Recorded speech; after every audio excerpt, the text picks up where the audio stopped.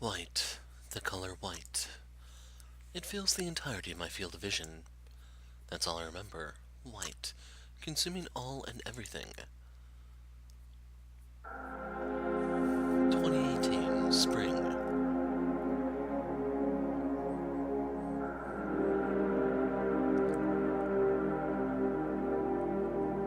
Petals of the purest white dance in the air around us. A heart-wrenching blanket of palpable emotion lingers too. They twirl around each other, making it hard to breathe. The petal's innocence in contrast to the blanket's deep sorrow weighs heavy upon me. My mouth opens with the intent to make noise, but for some reason the atmosphere can't seem to be penetrated by sheer will. The words remain in my throat where no one will hear them. I make my way forward. On her ornate casket I place a heavy bundle of white flowers.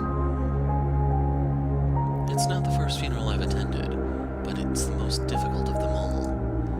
I'm reminded of all the previous ones, and their sadness has accumulated within me, amplified with each one I attend. Moreover, with each funeral, my loneliness is amplified. Now it's at its height. Farewell. Music full of sorrow begins to play, but I don't hear it at all. All I hear are emotions, the music's, and the attendees, and my own. The strings are plucked gracefully and with precision. Vibrations conveying our collective sadness are broadcast across the field.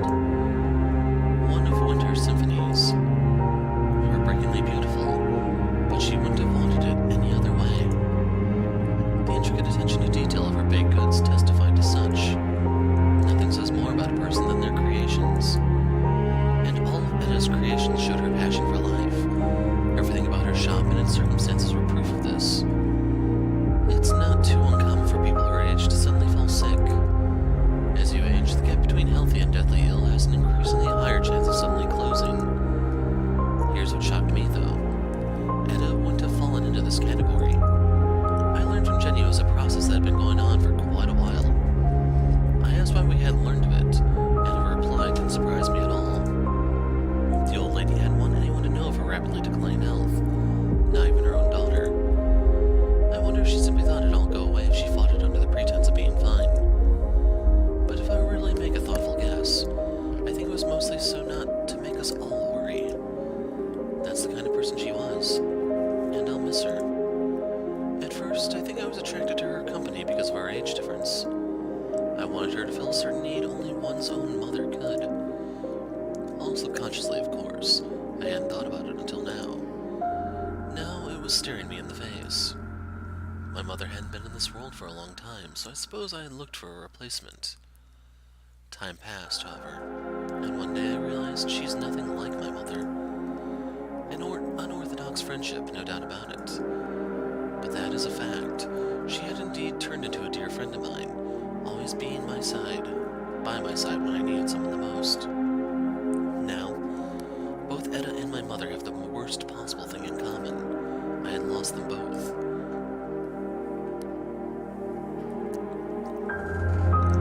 In a sense, I feel like I'm back to square one, but I know that's not true. While I am still lonely, the things I've learned about myself and the world around me are not something anyone or anything can take from me. This is the natural course of life. Things get taken from you, and there's nothing you can do to stop it. All you can do is try to find things to replace them with. Yeah, try. You may not succeed, but it's the only thing you can do. Edda's death hit me hard, but I decided then and there at her funeral that I wouldn't let it send me back into my past state. She'd haunt me in my sleep if I did, I'm sure of it. I'd let myself down if I did that. I'd let Edda down, and my mother too. The same mother that tried to reach me, but never could. I can't repent for what I did to her, but I can be the daughter she wanted me to be starting now. It's as close as I'll ever get.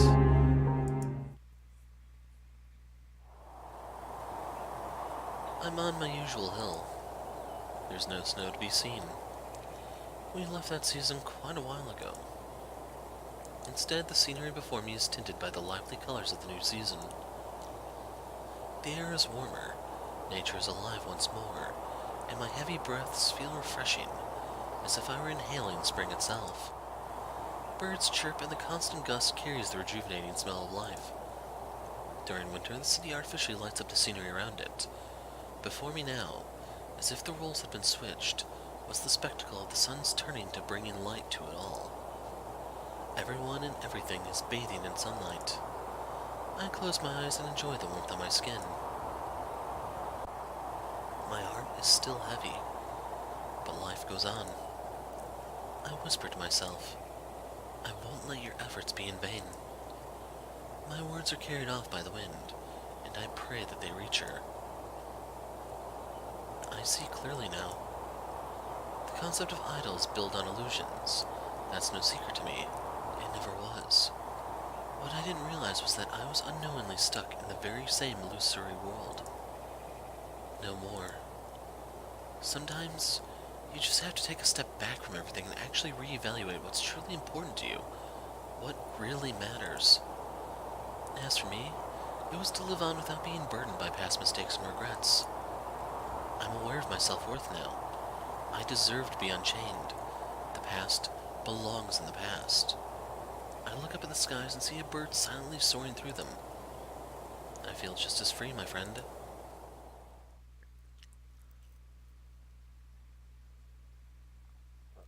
I return home after a long walk. My home is as quiet as ever, but in my head symphonies are playing. After making it inside, I sit down at the piano almost instantly.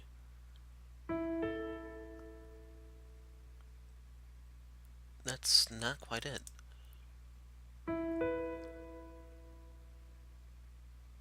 Getting closer, I think.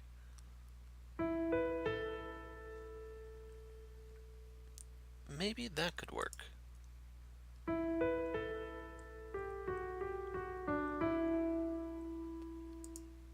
Tears have begun to roll down my face, but I don't let it stop me. I brace myself, then I put my fingers on the cold keys once more. I press them down gently, and with that, my symphony has begun to make its way out of my head and into reality.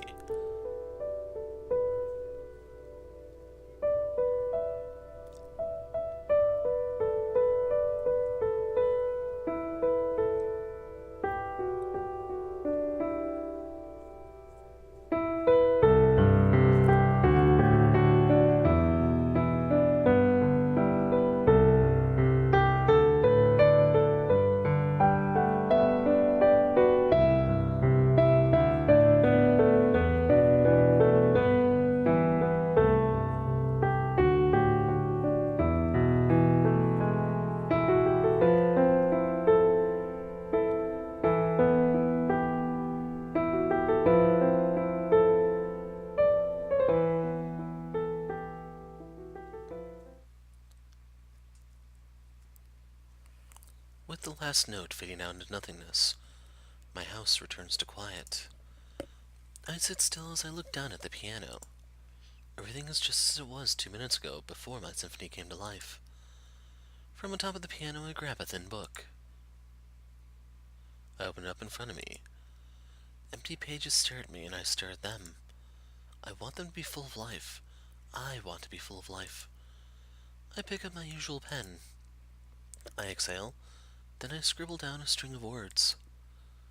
Title, A Different Path.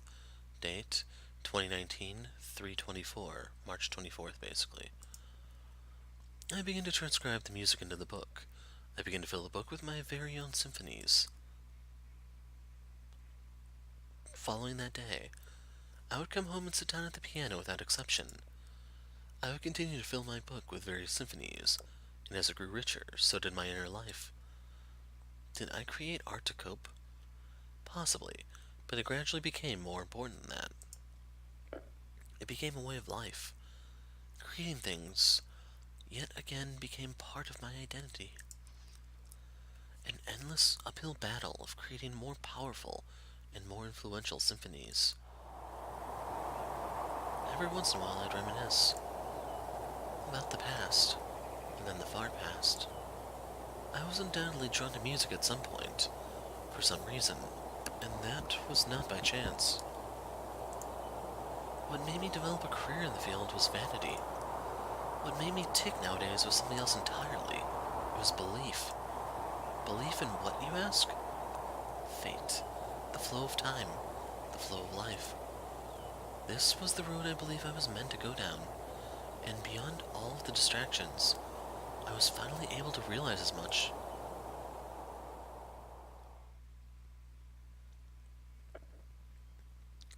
August 11th, 2019.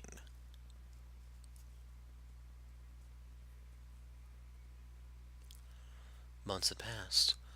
Months of effort and dedication. Regardless of their answer, I didn't need this. I wanted it, though. I wanted someone to confirm that I was on the right path, that I was worthy of my future fans' attention. The piles of money never meant anything to me. They still don't. I had gotten rid of some of it. What remained was enough to sustain me for the rest of my life. I could follow my passion without taking anything into account but my own personal growth. The feeling of freedom. Ever since moving back to this town, I had it, but until now I hadn't recognized what it truly meant. Unrestrained self-improvement. Nothing can stop me but myself, and it's indescribably liberating. The retro-themed room is warm, and it shows in the most obvious of ways. I'm glad I didn't dress for the occasion, being a professional and deathly warm outfit. I settled for a light, colorful summer dress and a neutral sun hat. The first thing that comes to mind is that I stick out like a sore thumb in comparison to the theme the two men in their office have going for them. Sweat is rolling down their foreheads, and I can't seem to stop fanning myself with the document I brought. I shake hands with the two largely built middle-aged men. They stare at me with an examining glance, but I sense warmth. They look quite foggy themselves, so with a smile I stare right back. So, to get right to it, the man that introduced himself as John flips through some papers, obviously losing his train of thought. He probably gets poked to the side by his business partner. He coughs. I think the main issue is that I'm still not sure what to think, in all honesty. You have something quite special here, that's for sure. It's a bit unrefined and disorganized, but I guess I don't see the problem with that, all things considered. Indeed, that's what gives it charm. I myself am very interested in having you with us. Dan, why do you always put me in this very same position? The man named Dan laughs, and it's booming. The heart wants what the heart wants. However, we've never published something like this before, and it makes me wonder why you came to us out of all the possible labels. There might be other labels that'd be a better fit, you know. No reason in particular than your brand's name stood out to me. I don't tell them why it stood out, but the reason really isn't anything special, but it would be awkward to put into words. I'm hoping my answer will suffice. Oh, that makes me all warm inside. I am the one that came up with our name, after all. As you can see, he's the, enthusiast, and I'm the one who has to temper his wild approaches. I don't want to give you a definitive answer yet, but we like it, right, Dan? Dan nods overzealously. Expect an answer within 2 to 4 working days. We need to go over some details, but the man named John smiles politely. I'm overcome with pure joy. Thanks. I'll be patient then. I calmly utter these words, but on the inside I'm screaming with happiness. I give my goodbyes to the two men, and then I exit the room. Once in the empty corridor right outside, I skip, jump, and hop. November 27th.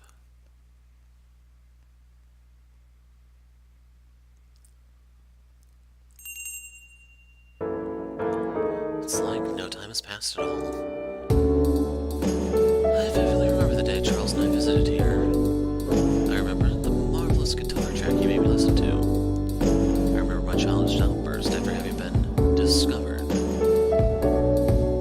Moreover, I remember his zealous tone when talking about music, and the fact that I had not yet realized his ambitions.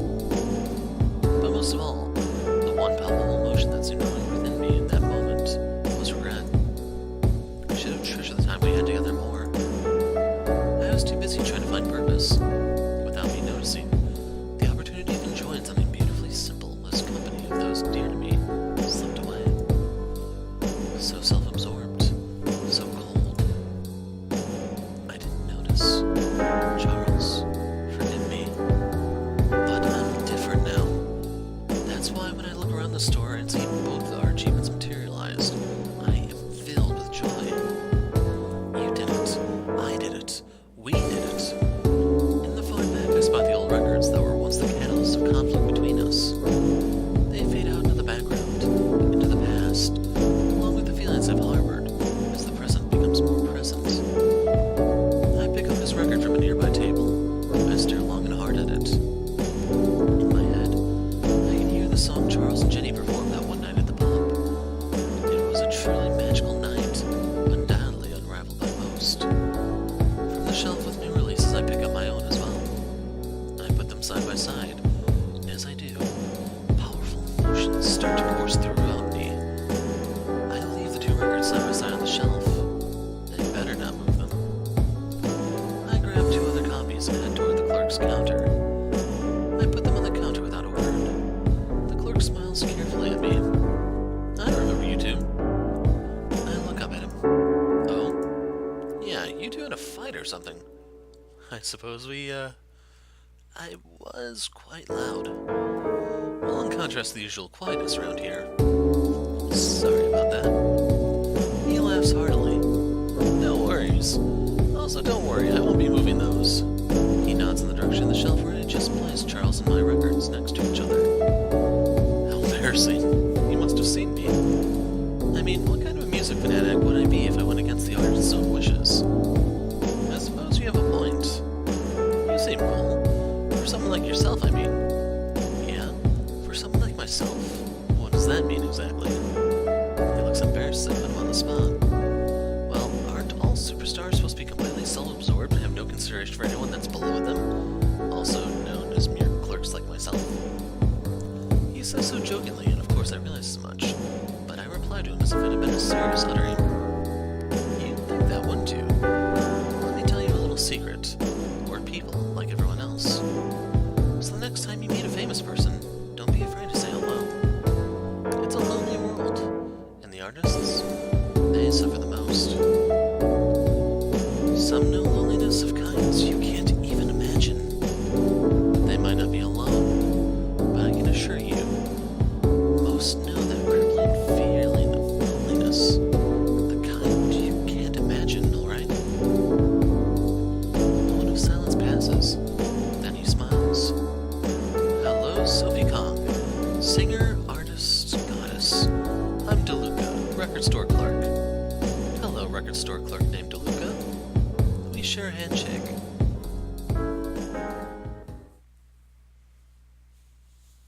January 1st, 2020.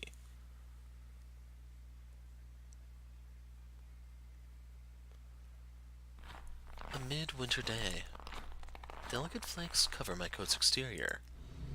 Their light yet remain intact as I move forward.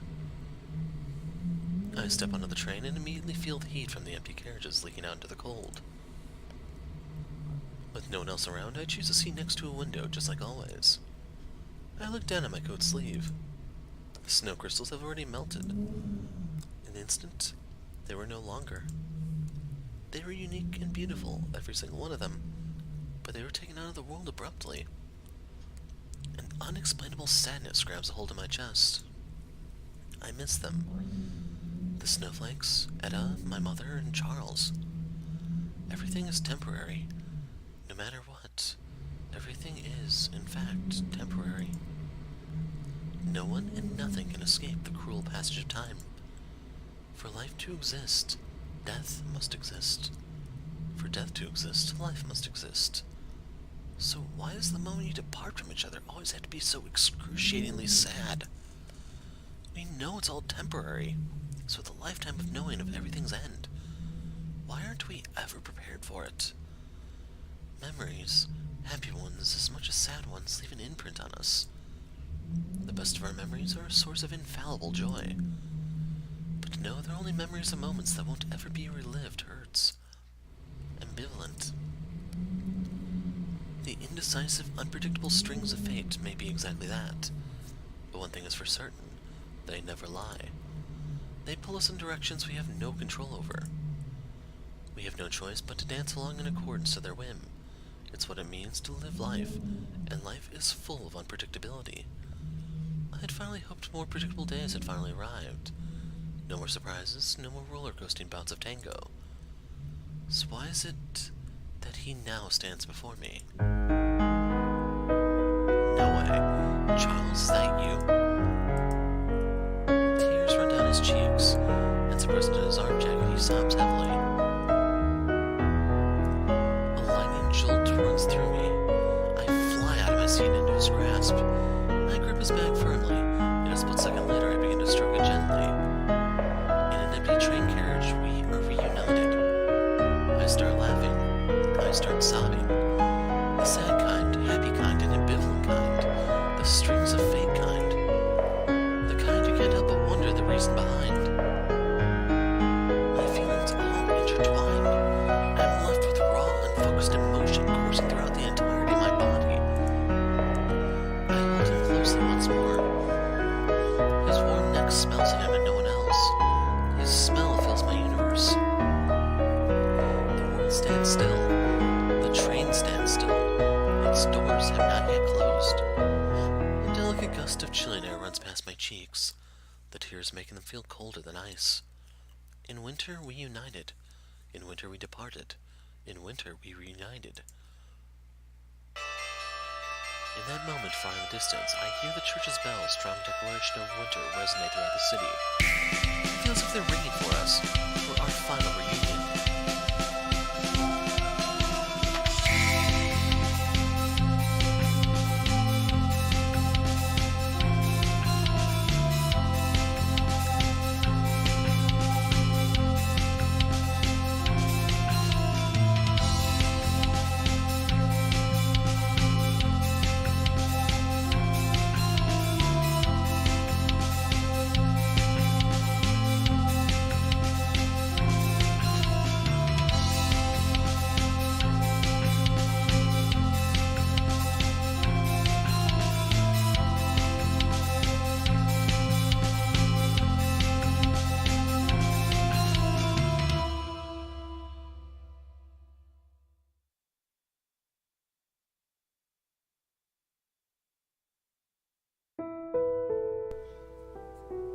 So let's check out this staff letter here.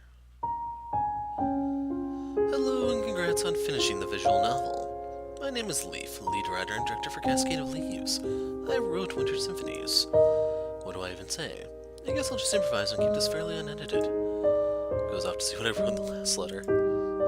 Felt like I had more to say after wrapping up my first visual novel, Anomie. Debut work and everything. I guess I'll start this off by saying that I hope you enjoyed my creation. And if you read Anomie as well, thank you so much for the continuous support. It might be obvious, but Sophie is naturally a part of me, and we share the same philosophy when it comes to creations. Simply put, we won't stop delivering. Until I'm given a reason not to, I'll keep making visual novels. And with time, I'll keep getting better and better. I'll keep getting better and keep raising the bar for myself. I don't think I'm ever satisfied. I'm proud of my novels, but I take them for what they are, stepping stones. I always think to myself that I can do better. I also believe there's no such thing as plateauing. I know I'm learning things, small or not, as I go. So yeah, you bet there's a third project in the workings. Keep an eye on our Twitter for the latest news. If you have a moment to spare, please consider voting on Winter Symphonies on Visual Novel Database. I also deeply appreciate reviews on Steam as well as any kind of feedback you're willing to offer me. Sharing the word with friends is also invaluable. I can be reached on Discord, or if you prefer mail at that.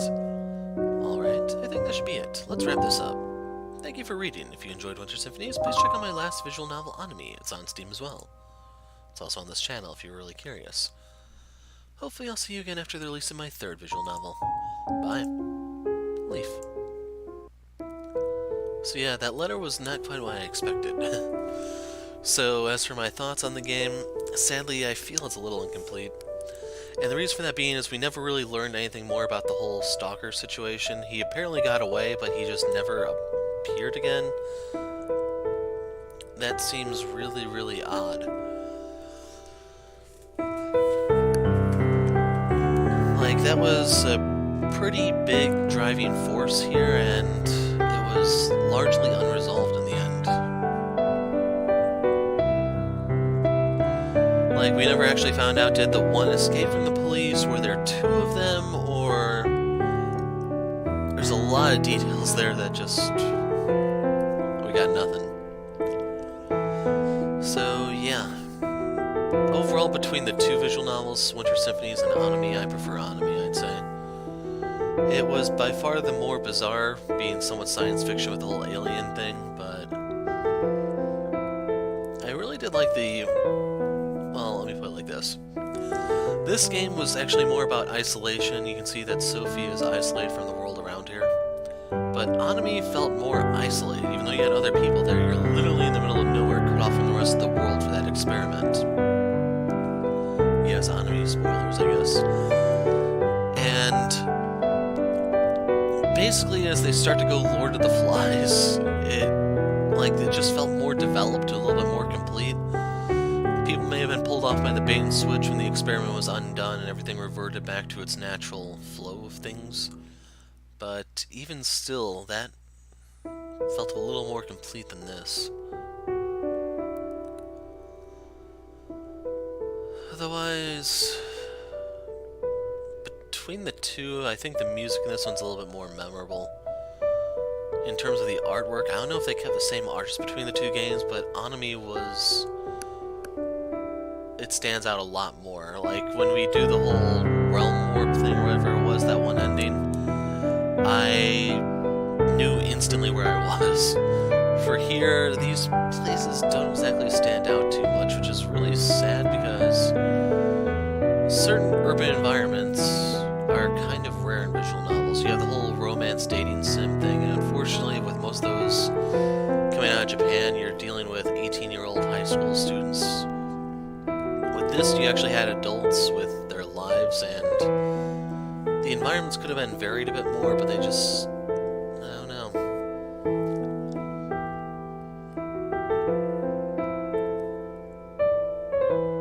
Now that I think about it, even Anomie stood out a little bit more there when you're in the middle of nowhere due to the forest and stuff. I'm trying to think, would the forest just be like a...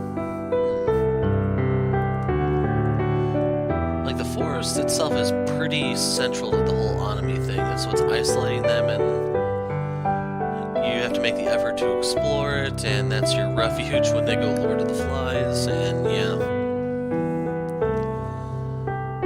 Maybe that's why the forest just stands out so much more than anything here.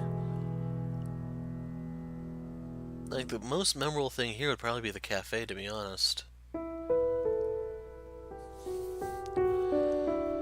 Those are my rambling thoughts, I guess. So, Winter Symphonies, I don't know if it's on sale for the Lunar New Year thing that's going on at the moment. I don't know if Anomie's on sale either, if you want to look into those.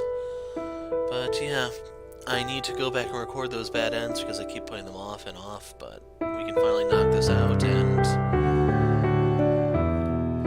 see whatever the dev has to offer for his third game. I'm hoping it's more along the lines of Anomie than this one. I don't know which one the dev is a little more committed to or attached to, but I'm sorry, I prefer the first one over the second one. Hopefully you don't mind. But the other thing is, sadly this game has really gone under the radar. As of my last looking, there were no Steam reviews, there were no Steam forum posts or anything. This one is probably going to be the neglected work in the guy's portfolio. So, yeah, with that, I am out of here. I'll do the bad ends next. They'll be added into the playlist in the middle where they're relevant. And from there, we'll look at what's next. I got some requests for Valentine's Day, so let's see if I can do something really